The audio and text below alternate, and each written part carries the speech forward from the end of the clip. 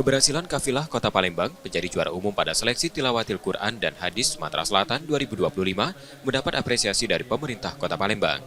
Sebagai penghargaan, Pemkot Palembang memberikan perjalanan umroh serta bantuan dana pada para peserta, pendamping, dan pelatih yang berkontribusi membawa nama kota menjadi juara. Prestasi ini diharapkan menjadi inspirasi sekaligus motivasi bagi anak-anak muda Palembang untuk terus berprestasi di bidang keagamaan. Selain itu, keberhasilan juga mendorong Pemkot Palembang untuk semakin gencar dalam memberantas buta aksara Al-Quran di tengah masyarakat. Karena kita tahu bahwa beberapa survei mengatakan buta aksara Al-Quran kita meningkat di kalangan kaum muslim, maka dari itu ini menjadi PR kita. Semoga ini bertanda bahwa segera yuk kita sama-sama membasmi buta aksara Al-Quran.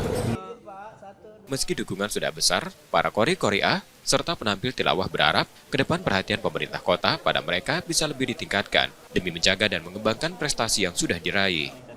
Untuk sekarang, alhamdulillah pemerintah kota sudah sangat mendukung kegiatan STQH, terutama untuk para peserta, mulai dari support, konsumsi, dan ya semuanya tidak bisa saya sebutkan satu persatu, tapi sudah sangat mendukung.